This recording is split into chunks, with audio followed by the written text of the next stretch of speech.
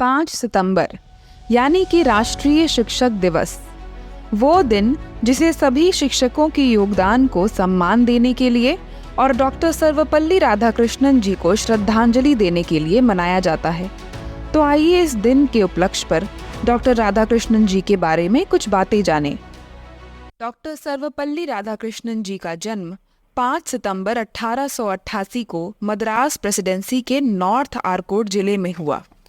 इनकी शुरुआती शिक्षा केवी हाई स्कूल से हुई, जिसके बाद इन्होंने हर्मन्सबर्ग इवेंजेलिकल ल्यूथरन मिशन स्कूल और गवर्नमेंट हाई सेकेंडरी स्कूल में अपनी बाकी पढ़ाई पूरी की।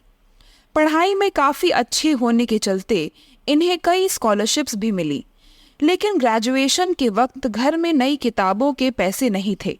तो जब इनके एक कज़न ने अपना ग्रेजुएशन पूरा किया, तब उन्होंने राधाकृष्णन को अपनी फ़िलॉसफ़ी की किताबें दे दी। इसलिए मजबूरन राधाकृष्णन जी को फ़िलॉसफ़ी की पढ़ाई करनी पड़ी, लेकिन उनको कहाँ पता था कि इसके ज़रिए उनके जीवन को एक नई दिशा मिलने वाली है। एक क्रिश्चियन कॉलेज में पढ़ने के कारण इन्होंने भारतीय तौर तरीकों पर कई नकारात्मक टिप्पणियां सुनी, जिसके कारण इनका विश्वास पूरी तरह से डगमगा गया। इसलिए इन्होंने इंडियन फिलॉसफी और रिलीजन पर गहरी रिसर्च शुरू की, जिसके अंत में इन्होंने अपना पेपर रिलीज किया, जिसका टाइटल था the ethics of Vedanta and its metaphysical presupposition. सिर्फ 20 साल की उम्र में इन्होंने इस पेपर के जरिए उन सभी को एक ठोस जवाब दिया जो वेदांत प्रणाली को अनैतिक समझते थे। इसके बाद इन्होंने आजीवन पश्चिमी आलोचना के विरुद्ध हिंदुत्व की रक्षा की।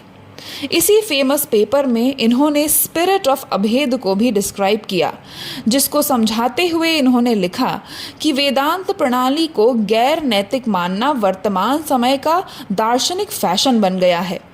इन्होंने जर्मन फाइलोलॉजिस्ट मैक्स म्यूलर को भी कोट किया, वेदांत दर्शन अनैतिक नहीं है, बल्कि इसकी शुरुआत, मध्य और अंत हर जगह हम नैतिकता देख सकते हैं। ये कहते हुए राधाकृष्णन ने समझाया कि वेदांत फिलॉसफी हमें सभी को एक नज़र से देखने के लिए प्रेरित करती है, यानी हमें अभेद की भावना के साथ जीवन यापन करने की प्रेरणा देती है। इस भावना से प्रेम और भाईचारे की भावना उत्पन्न होती है, जिसके ज़रिए हम सभी मनुष्यों को समान गरिमा के साथ देखते हैं। 1962 में जब डॉक्टर राधाकृष्णन भारत के दूसरे राष्ट्रपति बने, तब इनके छात्र छात्राओं ने इनसे इनका जन्मदिन मनाने की सिफारिश की।